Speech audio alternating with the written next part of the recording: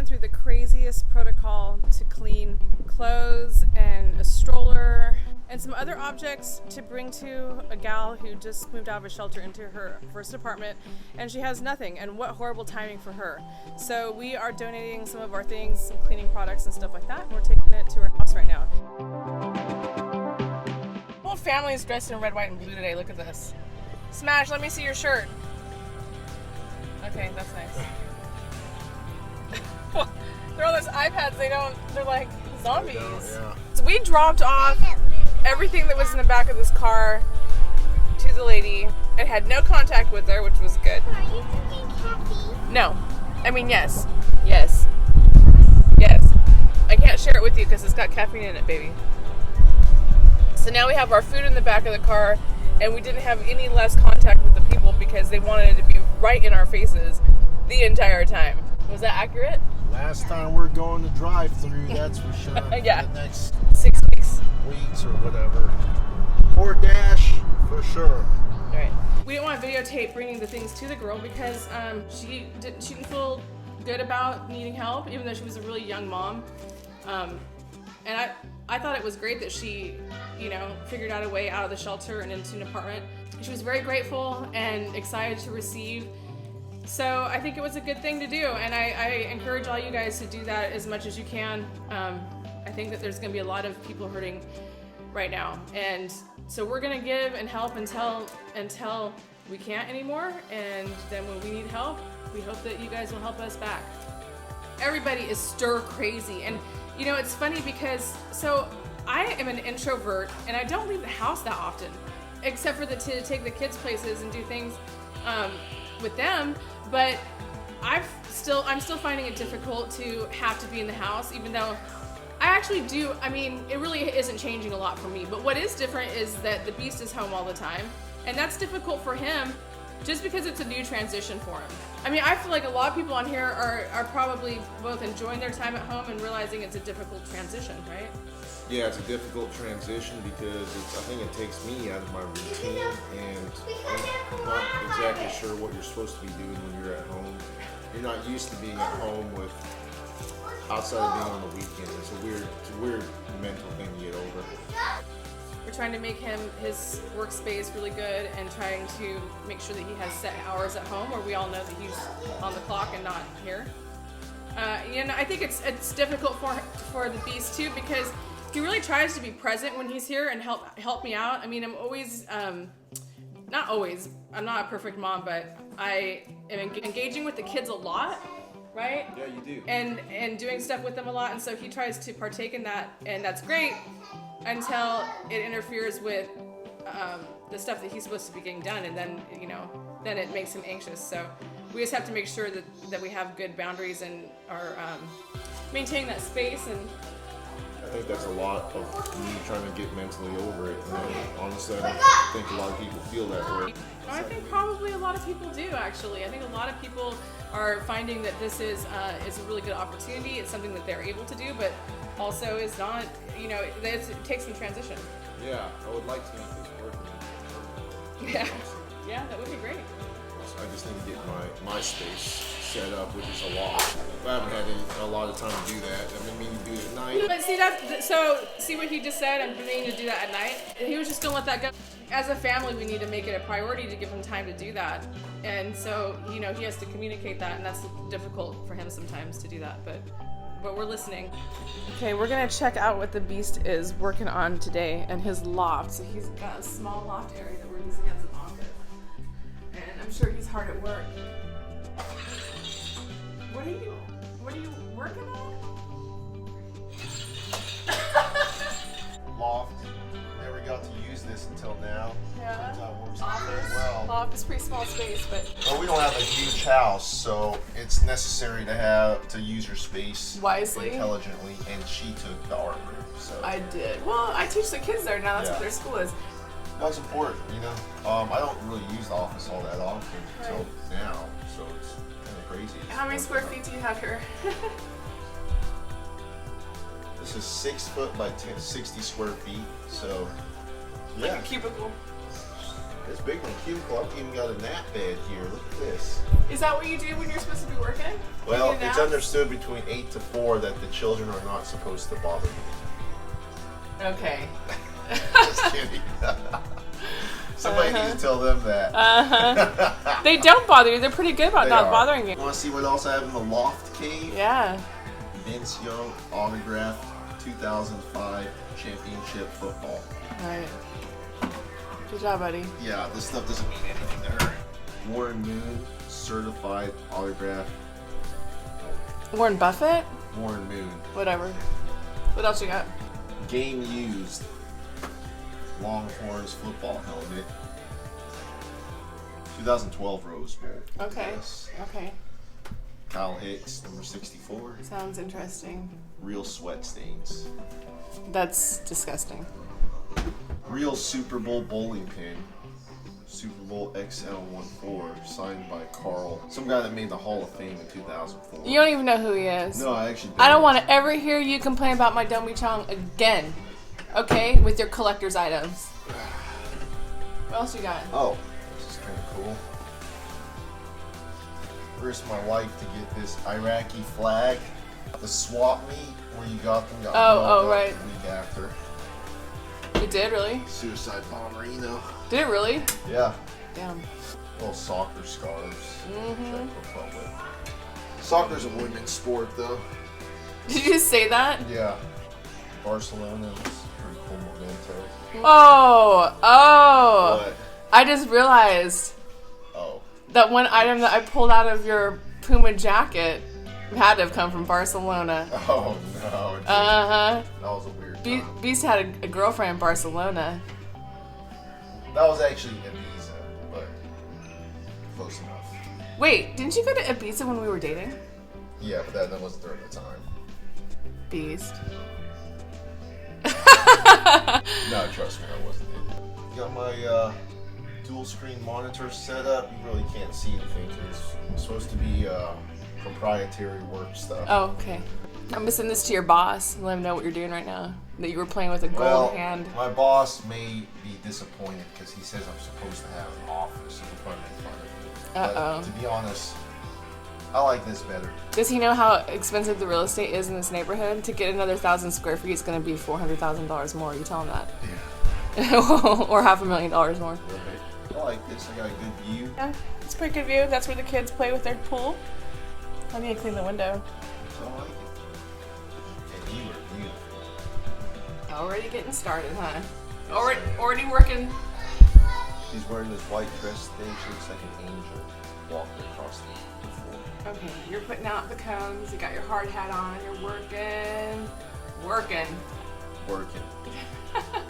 All Well, right. thank you for the tour. You get back to work in your little man cave.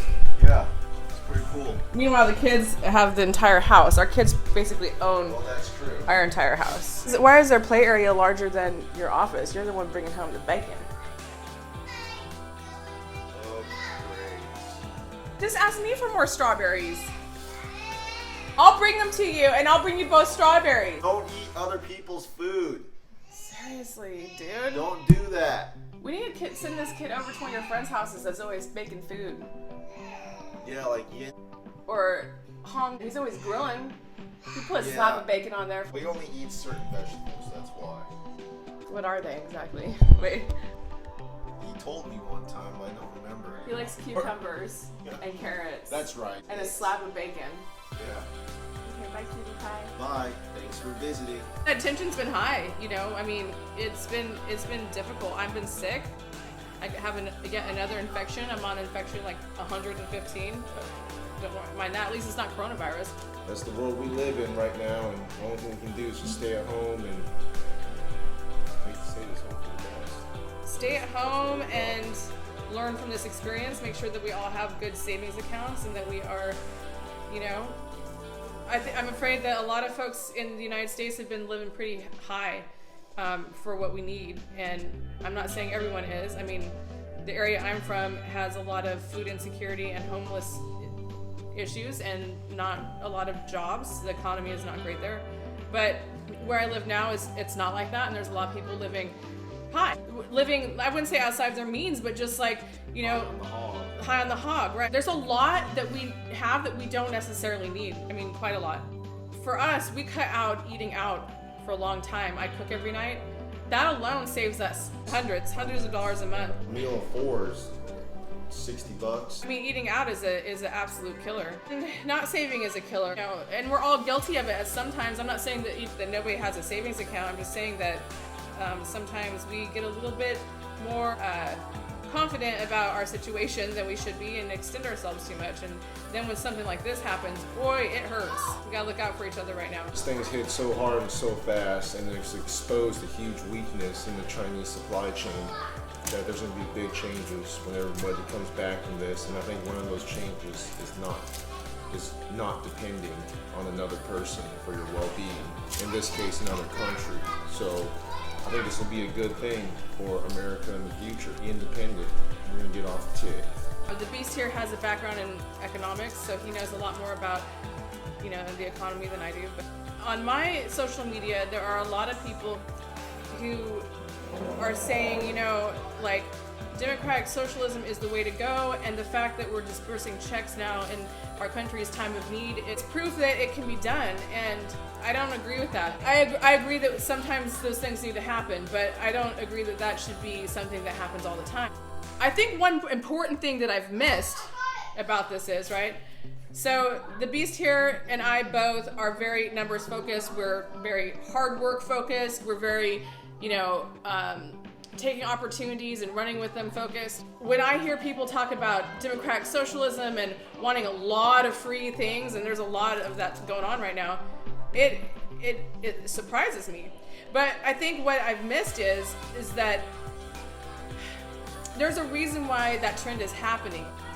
Like, I don't think that the trend is just happening because people are entitled. I think that the interest in democratic socialism is coming out of desperation in some cases, where people are like, hey, I can't buy a first house. Hey, I can't do this and that. I tend to not have problems like that just because I find solutions to stuff like that. So, but there are a lot of people who can't move. They cannot move to different areas of the United States, or they don't have the ability to get better paying jobs for whatever reason. And so for them, they have this feeling like, you know, hey, we're being left behind and this stinks. In the area of Oregon where I'm from, there's probably a lot of folks who feel that way. There hasn't been opportunity out there. I mean, a lot of opportunity out there for a very long time. So they're probably feeling, hey, we're left behind, and what's my option? You know, my family has food insecurity issues. We're worried that we're going to lose our house month to month, or not know how to pay for things. So those things are the real issues that we need to figure out. So like, because we're more economics based, we tend to be like, hey, you need to do this for the economy. Diversify your businesses and figure some of these things out. Give tax cuts so that businesses come in and things. Where a free market allows prosperity, and that's kind of what we're seeing. It does, but you know, I think there are limitations to it too. I think there's a balance, and sometimes you overcorrect one way or the other. You can't have just a socialist agenda perpetually. This right now is a crisis. It's an emergency. It's when these things should come around, but not for month-to-month living for the rest of your life. You shouldn't expect this kind of help or stuff. If you do, you're really dependent on somebody else to provide your well-being. Again, similar on a macro scale to the U.S. on China, if you want to get into a globalization, political discussion. Give me the weapon. I've asked you not to do it while we're talking. Give it here. I'll give it back to you when we're finished. Sorry, bud. You're not in trouble. You're cute. Yeah, it's interesting because globalization has been really good in some ways because, of course, it's opened up the ability to have cheap consumer goods. But it's obviously shot us in the foot in other ways in that, where have the jobs gone for manufacturing? Well, I mean, there's a direct association. So it's been an interesting and painful growth for us to be globalized. I've mentioned this before, and I know you guys are familiar with all this stuff with Alan Greenspan and the deregulation of the banks, and then the subsequent crisis that happened from, you know, bad loans, bad debt, and so on. And obviously that was caused from greed. But like, one of the things that I thought was compelling that Alan Greenspan said was that we really don't understand, and this was a while ago when he said this, but he said we really don't understand how globalization affects markets because it happens so quickly. And there probably are better models for that now than there were from when he said that, but I have a feeling that the markets get affected in very quick ways and are difficult to predict. Right. You're right. That's a whole learning process that we're still learning every day on. A lot of what I was talking about, though, is our shortage of medical supplies. Masks, gloves, all sanitizers, all that stuff. Guess where all that's being made? Right. It's all being made in China. Guess who they're making it for? They're making it for themselves right now. They're not sending it over here, even if we give them all the money in the world. Well, they are now, but for a while they weren't, so I get your point. Yeah, so it's kind of like... It's scary. When we need that stuff, we need it, right? We're dependent on somebody else to provide us this stuff. Right, and now Tesla's like, hey, I'll step forward and make masks. Nothing. This hasn't happened since World War II. Right. People are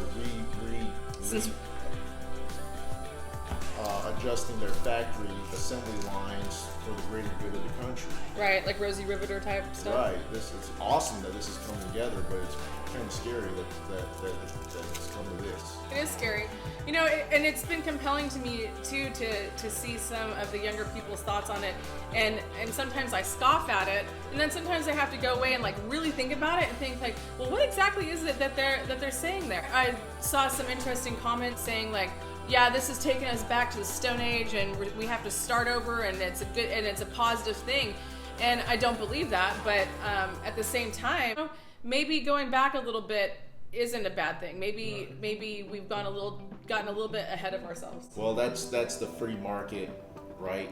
Discussion is that on a pure free market, China will always win with manufacturing because we cannot compete price-wise with them. You can't pay a guy here $2 an hour and then have him feed his family and make a living on it. You just can't do it. That's where the balance is. So now I hope there's going to be government regulation that forces manufacturing of essential goods such as medical supplies to be more domestic now, you know. So it's a regulation, it's a requirement now, which is for the U.S. we need that stuff made here. The thing is that we have very short memories when tragedy strikes in the economy. In times of boom, people just go hog wild. I've seen it time and time again. Competition is a very big word. When you're trying to cut costs or you need, you know, higher margins, those lower cost, you know, manufacturing look good. It goes back to the whole capitalist discussion again. Earnings growth, revenue growth, how do you do that? What's the easiest way? Cutting costs, right? How do you cut costs? What's the easiest way? Labor is always the biggest cost of any company. Oh wait, I'll just go to the cheapest labor market. Actually, then I go over there, they actually do it pretty good now. They've been doing it for so long. They've done so many of them. Or maybe they're experts now. Right. Maybe maybe their technology has gone beyond what we're doing. And that's what we as a country have lost, and we need to get that back. But you know what we've gained is that I've had the time to make this beautiful cookie. And I know you didn't think I could do that because I thought the owls matriculate. No, I think this is a really interesting subject, and I'm lucky that I'm married to such a intelligent guy here. Oh, that's so sweet. But you are the smartest person I know. Thank you. You really are. My thought process is well structured for the way the economy is now. And sometimes I underestimate the fact that it's not great for other folks, you know? I'm good at predicting market fluctuations and I'm good at investing. And some people, that's not going to be their forte ever. You know what I mean? They're not going to be good at buying real estate at the right time and making money off of that kind of stuff, and that's okay. You know, but I think sometimes it's important to step back and recognize, hey, maybe because the society is built in a way that I can profit, it doesn't mean that that's the case for everyone right now. And how do we get their needs met too, right? We all have gifts, and that's it. Oh no, it's not. Cookie making is definitely my kid. I'm just kidding, Carl. No, I think this subject is really compelling, and I think it's really interesting too to see how fanatical, again, people get fanatical about politics and the economy and stuff like that. But they usually skip over a lot of really important things. I don't usually learn from aggressive people. I have a hard time learning in that situation. I might learn later if they had something compelling to say, but I really love a good discussion, you know, which I don't get very often. It's just me and Gingerbread Man. Okay, and my cute husband over here. Oh, you're so hot, and the boys are in their bedroom playing Army.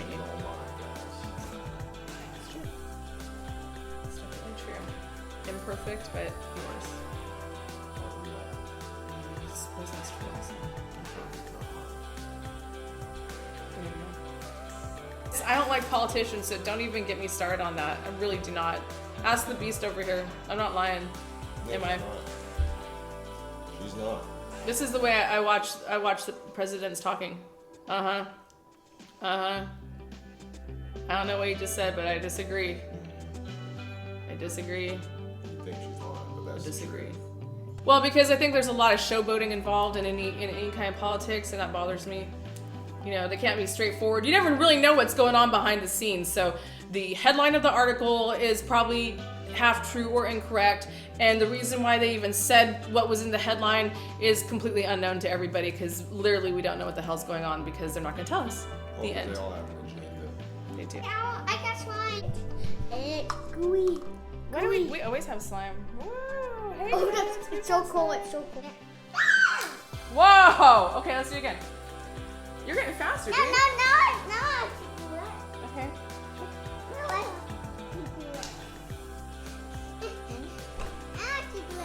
You want? Okay. All right. I tried punch me. Okay. Okay. I tried Okay. punch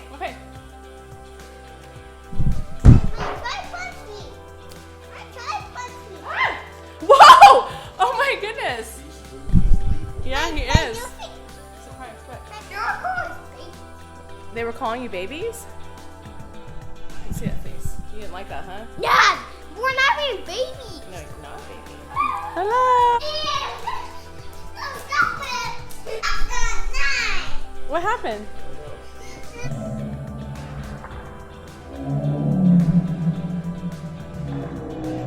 We caught you. We caught you.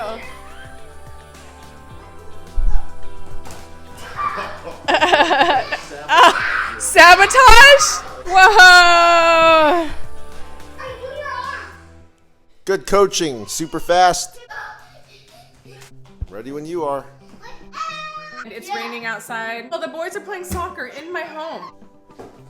Good. Whoa, whoa, dude. The ball's coming towards me. I flipped it with my hand like this. Whoa. You're a real soccer player. Whoa. Whoa. Good follow through. We decorated Easter cookies. So you can win. Thanks for watching our channel. Please subscribe and hit like, and we'll see you guys next time.